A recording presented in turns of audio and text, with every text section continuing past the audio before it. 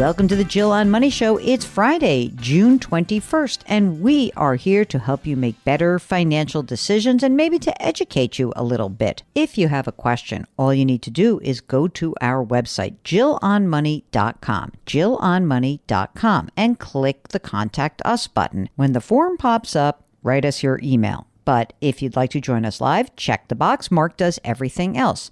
While you're on the website, you've got to check out all the content that lives there. Some of it is free, some of it costs some money. I have to point out that our next live webinar is coming up. It's next week on Tuesday evening, June 25th at 7 Eastern Time. And our topic is Social Security with an amazing guest, Heather Schreiber. So we're going to talk about claiming strategies. We're going to talk about whether or not the Social Security system is there for everyone, not just people who are over 50 or 55, and what you need to think about before you get to those claiming ages, because that's really the key, how we can incorporate Social Security into your long-term financial and retirement planning. If you want to join us, you must be a member of Jill on Money Live. Again, that'll cost you all $35 for the next 12 months. So this is the first of the 4 webinars you'll have access to. You can check out the back catalog, and you can also see all of the extra videos that we put up behind the paywall.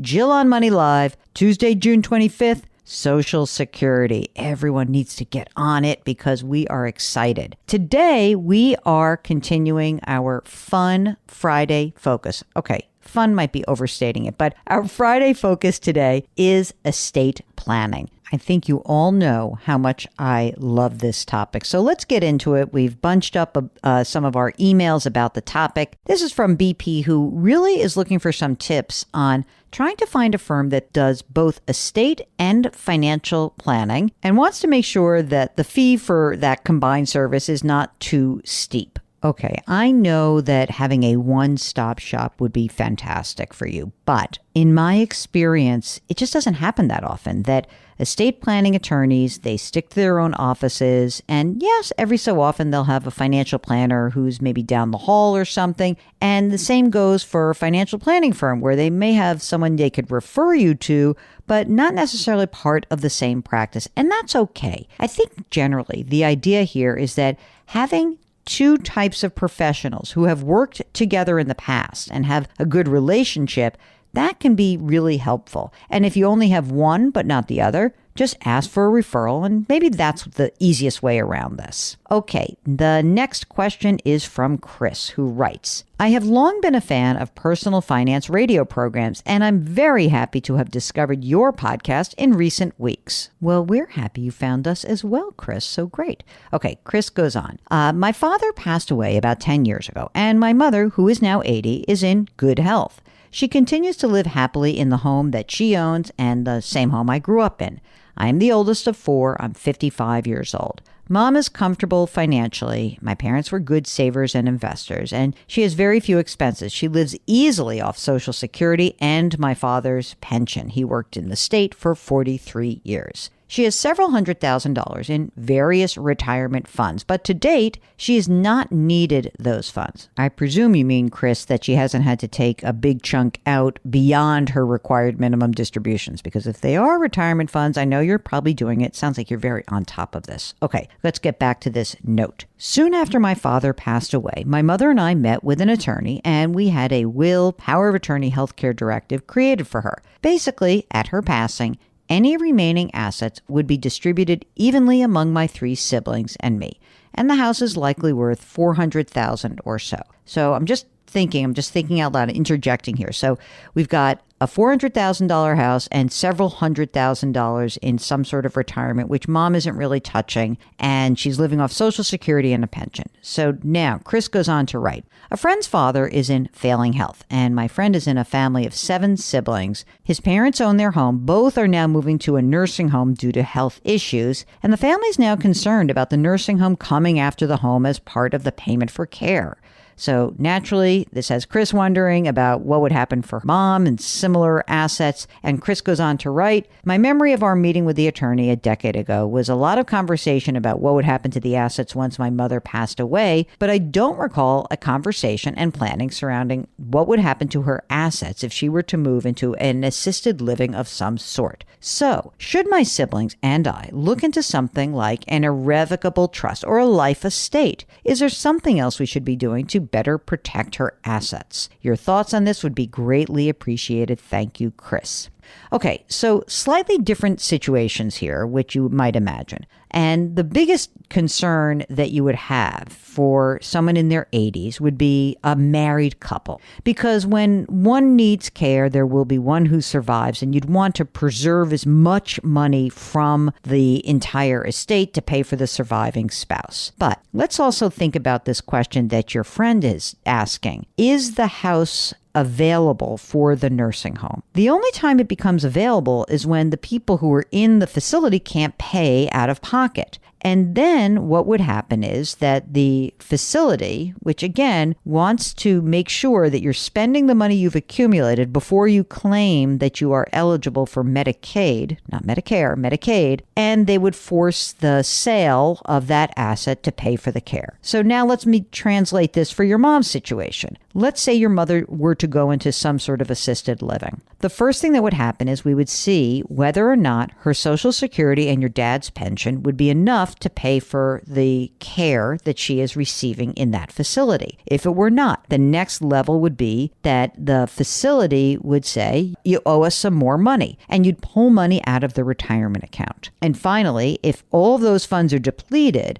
and she still needed more care, you would essentially then say, you have to sell the house and pay for the care. That's kind of the way it would go. If the house is put into some sort of irrevocable trust, then the house would be protected as long as your mother would survive for 5 years from the time you put the house into the trust. Now, this could be possible. It may be something important to you. Or maybe for you guys, it's just not that big a deal because you want to have use of that asset. And maybe you want to have the ability to sell the house anyway and make different decisions about your mother in the future. What I would suggest is that you go back to that attorney who drafted those documents 10 years ago, or whoever is in that same office, and discuss this and learn about the benefits of putting a house into a trust, but also some of the issues that can arise because of that. So I hope that helps. And it sounds like you're being a very good child. So good for you, Chris. Okay, our next question is from Kitty. And Kitty writes, we are U.S. citizens from Florida and residing in Hong Kong for the past 12 years. I've been blessed to have accumulated a significant amount of Apple shares, currently worth about $1.5 million. Wow. This represents about a third of our net worth. We have $200,000 in cash, $1.5 million in real estate, and of that real estate portfolio, we have 5 properties.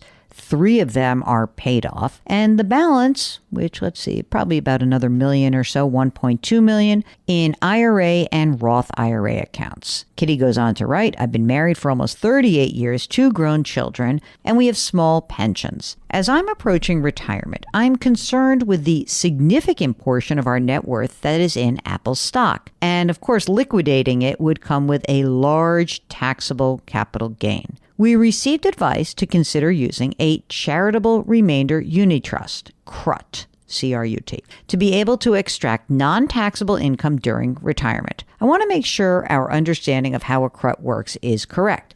We would transfer $500,000 worth of Apple stock into the trust, and we get a first year $50,000 tax deduction for the charitable donation. I think that's right. I think it's a 10% that you get to claim. Then we can withdraw 5% each year, which would not be taxed from the trust. Assuming the trust earns a return of 7% or more, we could withdraw $500,000 over the next 20 years and still leave a sizable amount to contribute to the charity when the CRUT expires or we die. In other words, if the CRUT expires or you expire. Okay, I'm sorry. I just couldn't let that go. Is this accurate, and do you recommend this strategy or some other mechanism to avoid taxes while generating retirement income from the Apple stock? I look forward to hearing your advice. I think that you have a good understanding of this, that when you put a chunk of highly appreciated securities into a CRUT, you get a tax deduction today, you can pull income out in the future, you don't have to pay capital gains on the amount that you put in there. But I would point out to you that once that money goes into the trust, you don't have access to it.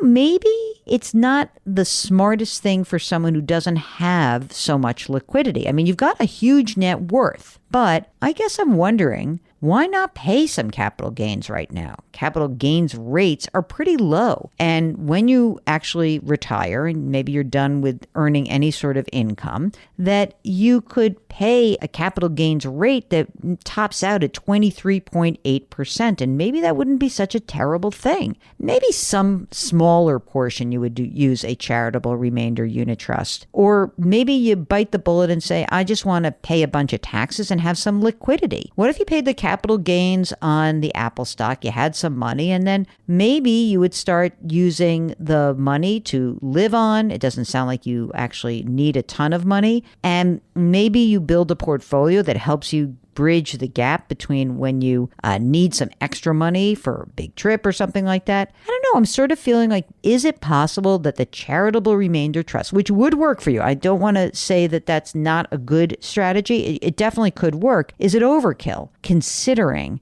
that capital gains rates, long-term capital gains rates are pretty low? And in this trade-off, what you would be saying is that while I will have to pay some taxes, the ability to have the money in hand available to me without any restriction might be better than the trade-off of escaping those capital gains. Just food for thought. Let me know what you think when you hear this. Okay, this last email wins the submission category of funniest subject line. And the subject line that Mark wrote is, want to leave my stupidly large estate to charity. Okay, this is funny. Hi, Jill. This is probably a niche topic, but my husband and I pull in a ridiculous combined salary. We have no children, no heirs, so almost the entire estate will go to charitable causes. This clearly has implications for considerations such as Roth conversions, order of accounts from which to draw down, maybe even a consideration of some charitable gift annuities in years to come. We'd love to think this through out loud with you if you think your listeners might find it useful. I do think it's useful. I think the most important thing that we've learned in this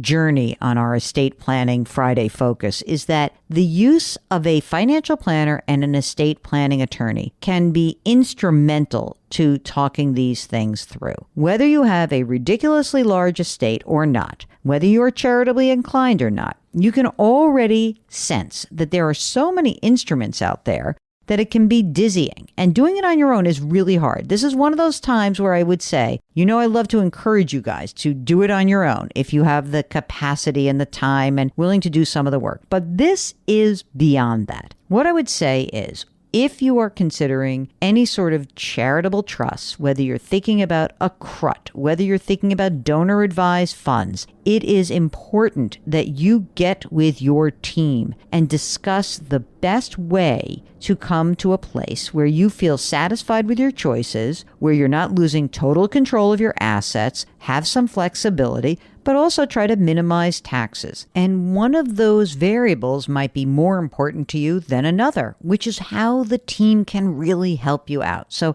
I think that we're sort of like the first part of that team. But of course, if you've got more questions, we are here for you. Just go to our website, jillonmoney.com, and click the Contact Us button. Don't forget that if you'd like to join us on the air live, check the box. Mark will do everything else. Check out all of the content that lives on the website. Some is free, some is paid. You'll see. It's very easy to figure out. You can subscribe to us on the Odyssey app or wherever you find your favorite podcasts. Our music is composed by Joel Goodman. Mark Talercio is our executive producer and king of all things web, and a mighty fine king he is. We are distributed by Odyssey. We encourage you to lift someone up, not just because those are words, because someone needs a little boost. It's going to make you feel better. It's going to make that person feel better. Change your work, change your wealth, change your life. Thank you for listening, and we'll talk to you tomorrow.